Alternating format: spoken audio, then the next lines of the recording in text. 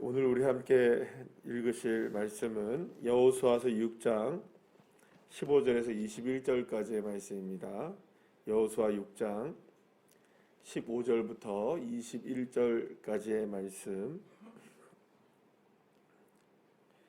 우리 다 같이 함께 합독하시겠습니다.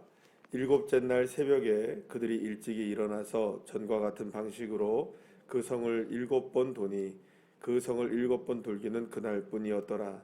7번째에 제사장들이 나팔을 불 때에 여호수아가 백성에게 이르되 외치라. 여호와께서 너희에게 이 성을 주셨느니라. 이 성과 그 가운데 있는 모든 것은 여호와께 온전히 바치되 기생 라합과 그 집에 동거하는 자는 모두 살려주라. 이는 우리가 보낸 사자들을 그가 숨겨 주었음이니라. 너희는 온전히 바치고 그 바친 것 중에서 어떤 것이든지 취하여 너희가 이스라엘 진영으로 바치는 것이 되게 하여 고통을 당하게 되지 아니하도록 오직 너희는 그 바친 물건에 손대지 말라. 은금과 동철 기구들은 다 여호와께 구별된 것이니 그것을 여호와의 곳간에 드릴지니라 하니라. 이에 백성은 외치고 제사장들은 나팔을 불매 백성이 나팔 소리를 들을 때에 크게 소리질러 외치니 성벽이 무너져 내린지라. 백성이 각기 앞으로 나아가 그 성 들어가서 그 성을 점령하고 그 성 안에 있는 모든 것을 온전히 바치되 남녀노소와 소와 양과 나귀를 칼날로 멸하니라. 아멘. 할렐루야. 자, 이제 드디어 가나안 정복의 첫 발을 내딛는 날이 되었습니다. 사실은 이 여리고 성이라는 것은 가장 힘겹고 어려운 상대입니다. 가나안에 많은 이제 그 지역들이 있고 나라들이 있는데 그 나라들 가운데 가장 힘겨운 상대 가운데 하나가 누구냐? 바로 이거면 여리고입니다. 그러니까 어떻게 보면은 가장 처음부터 가장 어려운 상대를 만났다고 볼 수가 있어요. 그런데 사실은 이스라엘 백성들이 군사력으로 괜찮았느냐? 뭐 그렇지는 않습니다. 여러분들 아시다시피 아이성에서 어떻게 됩니까, 여러분? 그냥 보기 좋게 깨지죠. 그러니까 사실은 이 군사력 자체로 어떤 것을 이길 수 있다, 뭐 그런 상황은 그렇게 아니었습니다. 그런데도 불구하고 가장 어려운 난공불락의 성인 여리고를 어떻게 대할 것인가? 사실은 이게 이제 그렇게 생각해 보면 이 여리고라는 것이 첫 단추란 말이에요. 이게 첫 단추를 잘 껴야 되는 겁니다. 그러면 첫 단추를 어떻게 끼는 거냐에 따라서 그 다음 단추들이 어떻게 하면 되겠구나, 이게 이제 서게 되는 거죠. 사실은 이번에 이제 지난주부터 우리가 시작했던 나의 사랑하는 책 지금 이제 진행되고 있는데, 우리가 성경을 읽는 게 뭐 그렇게 어려운 일이겠습니까? 이걸 우리가 해보질 않았어요. 온라인으로 해보고 우리가 같이 함께 성경을 찾아보고 이런 일을 해보지 않았어요. 그러니까 첫 시간을 딱 해보니까 이렇게 하면 되겠구나, 이게 이제 스죠, 그죠? 그리고 또 두 번째 날은 좀 더 속도가 빨라지고 세 번째 날은 더 빨라지고, 그러니까 어제 같은 날은 더 빨라지는 거죠. 그러니까 사실은 이제 처음을 어떻게 하느냐가 이게 굉장히 중요한 겁니다. 모든 게 처음이죠. 우리 교회 같은 경우도 첫 단추를 어떻게 끼웠느냐, 오직 예수로 끼운 거죠, 그죠? 할렐루야. 그리고 광야에서도 우리는 기뻤던 겁니다. 왜냐하면 오직 예수로 시작한 거니까. 그러니까 첫 단추가 무엇이냐, 첫 단추를 어떻게 끼느냐는 그 다음번에 그 상황들을 어떻게 이루어갈 것이냐를 규정짓는 것이라고 말할 수가 있는 거죠. 그러니까 사실은 하나님께서 가나안 땅을 점령하는 데 있어서 여리고라는 성을 점령하는 방법은 단순히 여리고를 점령하는 것에 그치지 않고 가나안 땅 전체를 어떻게 해서 점령할 수 있느냐, 이것에 대한 아주 좋은 그 본보기라고 말할 수 있고, 아주 이걸 기준을 삼는 겁니다. 그러니까 이렇게 하면 되는구나, 이렇게 하면 되는구나, 이렇게 생각하는 거죠.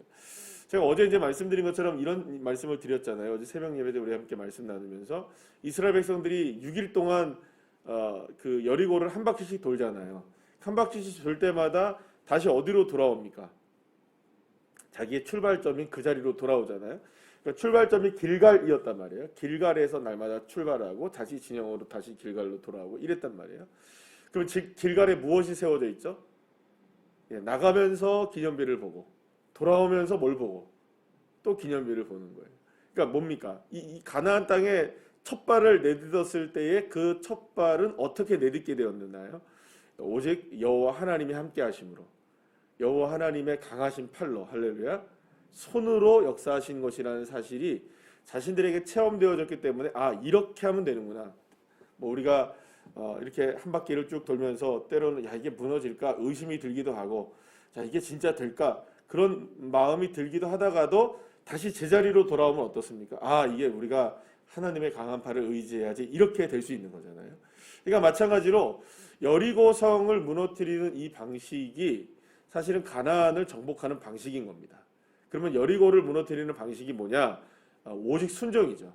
하나님께 오직 순종하는 것. 하나님의 말씀에 묻지도 않고 따지지도 않는 겁니다. 그래서 거기에 그냥 순종하는 게 전부인 겁니다. 하나님이 말씀하신 대로 순종만 하면 아무리 난공불락의 성이라 할지라도 여리고는 무너진다. 이걸 경험하게 해서 결국에는 가나안 땅에 수없이 많은 족속들, 이게 30개가 넘는 이 족속들을 다 어떻게 멸절을 시킬 수 있느냐? 누구의 방식을 따라가면 됩니까? 그렇죠. 여리고의 방식을 따라가면 되는 겁니다.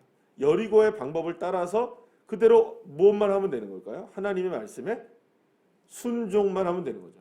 하나님 말씀에 순종만 하면 하나님이 여리고를 무너뜨리게 하신 것처럼 동일하게 가나안을 무너뜨리게 되고 가나안만 무너지겠습니까? 아니면 일평생의 모든 것이 하나님의 역사가 일어나겠습니까? 그렇죠. 일평생의 모든 것들이 하나님의 역사를 경험할 수 있게 되는 것이겠죠. 그래서 이제 이러한 과정을 통해서 하나님은 이스라엘 백성들이 철저하게 이제 순종을 하나하나 요구했던 겁니다. 하루에 한 바퀴씩 돌되 양각나팔을 제사장들이 불지만 이스라엘 백성들은 어떻게 하라고요? 소리를 내지 말고 침묵해라. 오직 그 자신의 판단, 생각 이거 다 내려놓고 오직 누구에게만 순종해라? 하나님께만 순종해야 된다. 그러니까 내 판단을 내려놓는 게 소리를 내지 않는 겁니다. 그 대신 누구의 소리를 내는 겁니까? 양각나팔 소리를 불어서 누가 지금 찌르고 치시는 겁니까? 보이지 않지만 하나님이 여리고를 계속 치고 계시는 거죠. 하나님의 역사가 계속 일어나는 겁니다. 그러니까 내 소리를 줄이면 누구의 역사가 들릴까요? 누구의 역사가 보일까요? 하나님의 역사가 보이는 거죠.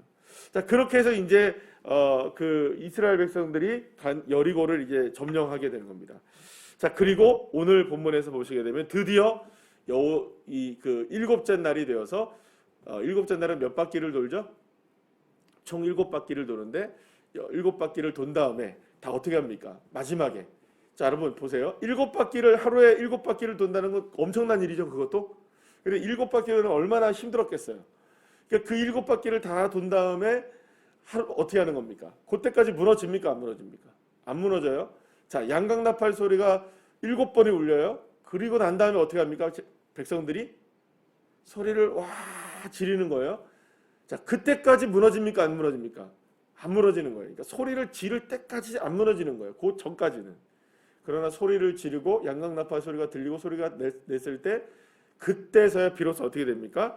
그 모든 이 여리고 성이 와르르 무너지게 된 것입니다. 저는 이 무너졌다는 이 표현이 그냥 단순하게 우리가 그냥 점령했구나라는 정도의 말이 아니라 이게 진짜 무너진 표현입니다. 그러니까 어떻게 무너질 수 있느냐? 우리가 생각해보면 여러분 어떻게 무너질까요? 그냥 멀쩡하던 성이 어떻게 그냥 와르르 그냥 무너질까요? 건물이 무너지는 것처럼 그냥 무너진 겁니다. 그게 어떻게 무너졌느냐? 지금까지는 멀쩡했는데 어떻게 무너졌느냐? 이게 과학적으로 설명이 되냐? 아니 돈다고 되느냐? 여러분 돈다고 될까요? 안 될까요? 사람이 돈다 이렇게 그냥 건물을 돈다고 이게 무너지나요? 누가 그거를 이해하겠습니까? 그런데 우리는 알고 있죠? 이미 누가 계속 치고 계신 겁니까? 충격파를 누구에게 주고 있는 겁니까? 여리고 성에 이 양각나팔 소리를 통하여 계속 하나님이 충격파를 주고 계신 줄 믿으시길 바랍니다. 이 소리가 결국에는 마지막 소리로 함께 하나님 앞에 순종의 소리가 되었을 때 그게 이제 와르르 이제 무너지게 되었던 것입니다.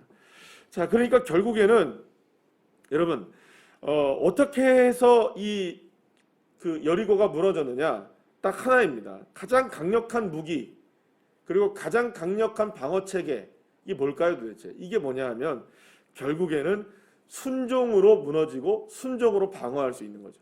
그러니까 가장 강력한 무기가 뭐냐?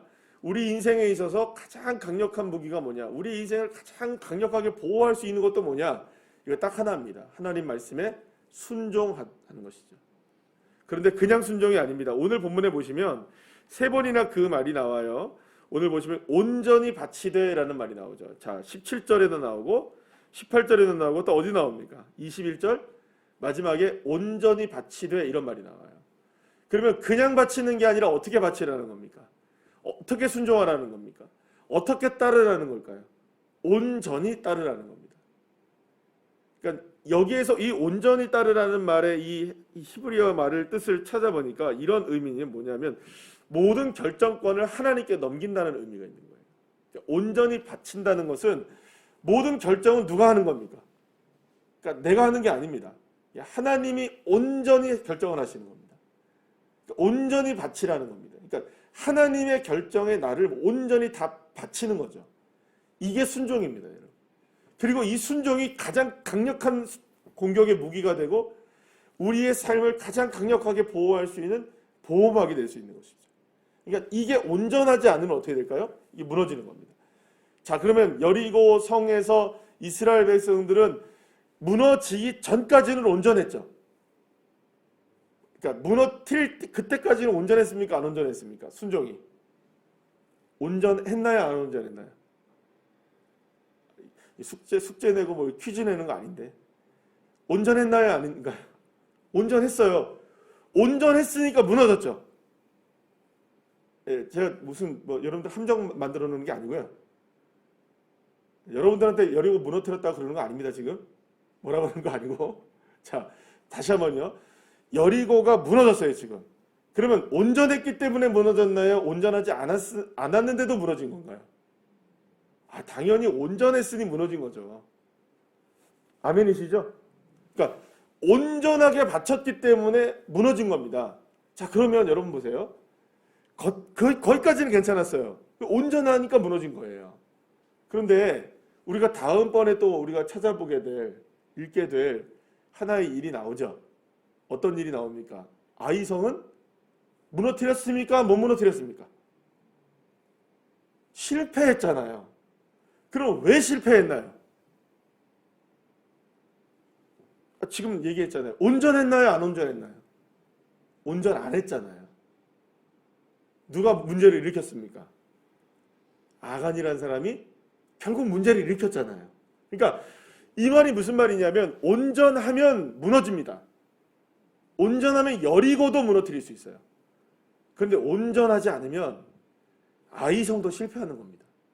그러니까 아이성이기 때문에 실패하고 여리고 때문에 여리고니까 무너지고 이렇고 그러니까 여리고의 크기와 아이성의 크기 이것에 관계되는 게 아니라는 거죠. 상황과 형편에 관계되는 일이 아니라 하나님의 백성들에게 가장 중요한 것은 온전히 바쳐지느냐 하나님의 결정에 내 모든 것을 맡기느냐 그렇지 않느냐의 문제인 것입니다. 사랑하는 여러분, 그래서 우리가 온전함을 이루어야 하는 거죠. 저와 여러분이 하나님 말씀에 온전하게 순종할 수 있는 믿음의 자녀들이 되시기를 간절히 축복합니다. 그러니까 어느 정도의 이런 그 순종이 아니라 온전한 순종. 나의 소리가 아닌 하나님의 소리. 나의 역사가 아닌 하나님의 역사. 이 모든 것들이 온전하게 이루어질 수 있도록 그런 순종을 통해서만 여리고가 무너진다는 것입니다. 그러면 우리가 한번 우리의 삶을 돌아보시면 우리가 지금 우리의 삶에도 이 여리고와 같은 문제가 있잖아요. 우리의 삶에도 여러 가지의 문제들 속에서 참 이것이 하나님의 은혜 가운데 이루어져야 하는데 이게 좀 꼭 하나님 응답이 되어야 되는데 이러한 우리가 마음들, 믿음들을 가지고 있는 게 있단 말입니다.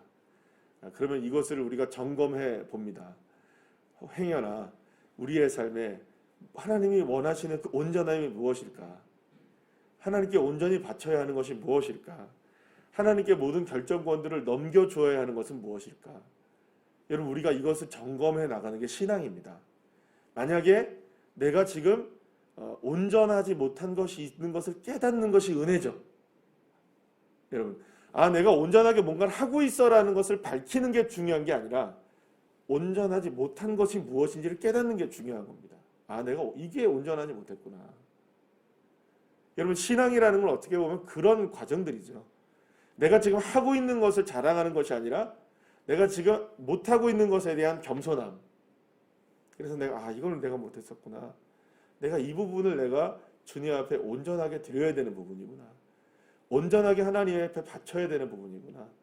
이런 믿음의 고백들을 통해서 날마다 나의 부족함과 연약함을 깨달아 알 때, 그때 바로 그것이 뭡니까? 하나님의 능하신 손 아래에서 겸손한 삶이겠죠. 그러면 때가 되면 하나님이 어떻게 하신다고요?